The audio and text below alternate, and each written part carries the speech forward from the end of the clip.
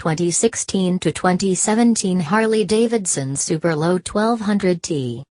Add saddlebags, a detachable windshield and a 4.5-gallon fuel tank to a Sportster and you have a mini tourer, that happy balance between an around-town bar hopper and a hit-the-interstate pocket bagger. It's been a long time, over 10 years, since Harley did away with the vibration plenty hard mount engine.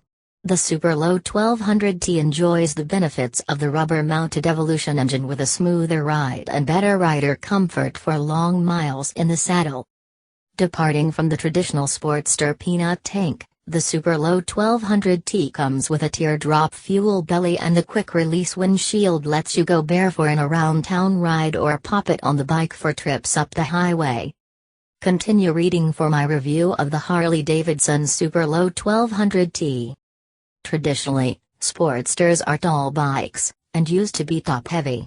A slam suspension drops the 1200T into hugger range with a 26.13-inch seat height, and the rider triangle arrangement leaves the rider with plenty of leverage to manage the lowered center of gravity. Not only is the bike low, but it's narrow too, a combination that makes for a straight shot to the ground. Add mid-mount controls to that equation and you have easy access for shortened seams and confidence for folks new to two wheels. I couldn't find a definitive answer on the laden seat height. In some documentation, Harley gives it as 25.5 inches and in others, it says 26.1. I guess quibbling about a half inch is really just splitting hairs, and since neither my husband nor I weigh exactly 180 pounds, separately or together, I couldn't measure it myself. Low is low and salient point is that I can reach the ground. One small point that always makes me smile is self-canceling turn signals. Yeah, it's a small point, but I'm smiling.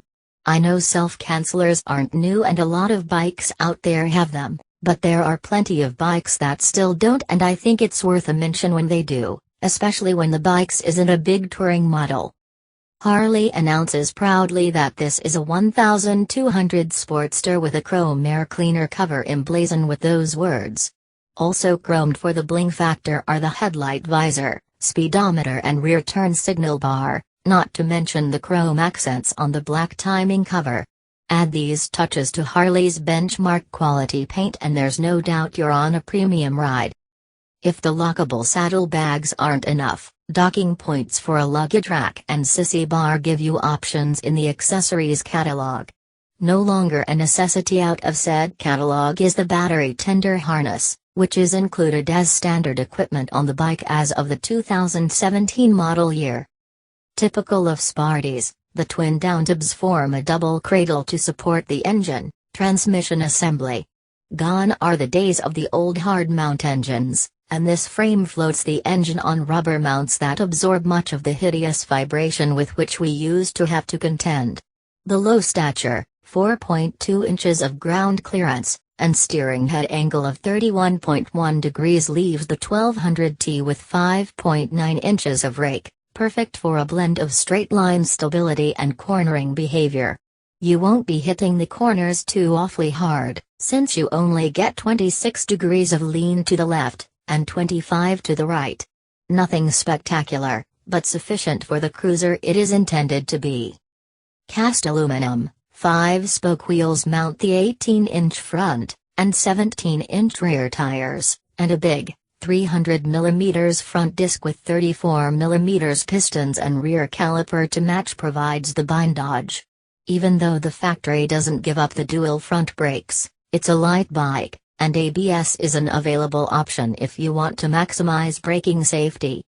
Based on the original Evo Sporty engine from 1986, the beating heart of the SuperLow 1200T has changed very little since then, with the same all-in-one engine, primary drive, transmission unit and parallel pushrod geometry.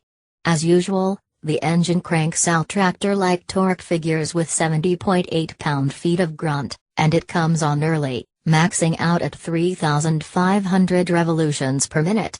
This gives you a good hole shot, for what that's worth in the city, and if you wind it up just a little you will find that it comes alive and almost begs for more. Air-cooled jugs display 73.4 cubic inches and the engine is slightly under square with a 3.5-inch bore and 3.811-inch stroke. It's not a terribly long stroke relative to the bore, but long enough to influence the torque numbers and are typical of the brand. Electronic fuel injection contributes to the 48 miles per gallon combined mileage, and the closed-loop exhaust system keeps everything copacetic with the emissions folks. A 5-speed transmission and belt final drive come geared for reasonable highway RPM. MSRP on the 2017 SuperLow 1200T is $11,899 for basic Vivid Black, just $100 more than last year, and $12,249 for a solid color option, $12,449 for a two-tone colorway or $12,599 for a custom color. For 2017, pick from Vivid Black, Billet Silver, Mysterious Red Sunglow, Velocity Red Sunglow. New for 2017, you can choose custom colors in Black Hills Gold, Black Quartz or Bonneville Blue, Fathom Blue on the SuperLow 1200T. Adding the ABS option will set you back another $795 and the security options adds $395 to your bill. Finding it tough to find a competitor as storied as the Sportster, I went with the Bonneville T100 from Triumph as a match. Triumph has a long history, and though these bikes serve the same purpose, the T100 is as British as the Sporty is American, almost like two sides of the same coin. Both bikes retain their classic engines, with the 45-degree V-twin on Harley's side, and the old-school Triumph Twingle on the far side of the pond. Both engines run with air cooling, so no ugly radiator to break up the lines. The Bonnie falls a little short in displacement with 865 cc against 1,200 from Harley. As you might imagine, engine output falls off a bit with only 50.1 pound-feet of grunt against 70.8 from the Evo-powered Sporty. Still, both are good-looking engines. While the 1200T comes ready to roll for some light touring, the Bonnie can be kitted with a quick-release windshield and saddlebags, making it more than just a bar hopper, maybe a grocery getter or light tour bike. Neither bike is very impressive in the passenger department. Touring on light bikes is one thing, but riding pillion for long distances can be a special kind of hell. Oh well, there is always the aftermarket. You can score the Bonneville T1000 for $9,599, a couple grand cheaper than the basic black Sportster 1200T, but at the end of the day it comes down to looks, I think. The ancestral ties present in both designs pose an interesting tug-of-war, to go domestic, or to go Brit, that is the question. My husband and fellow motorcycle rider, TJ Hinton, says, reminds me very much of how I set up my 85 XLX, with a windshield and bags for interstate traveling.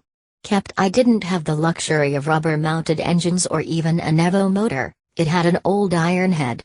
I would have almost donated a body part to have a factory-built sporty setup like this, but I would have to insist in bigger bags, or at least soft bags that will accept a 1-gallon milk jug. No use as a grocery getter if it won't carry a gallon of milk. I like the bigger rotors minus 300 mm over the old 292 mm from 2015. With only 8 mm difference, it might not seem like a lot, but when you need to stop, you need those brakes to stop you. More is better in my book, and dual front brakes would be even better. As a shorty, you know I'm all over the low seat height and narrow waist. With mid-mount controls and those awesome mini footboards replacing the pegs, this is right up my alley.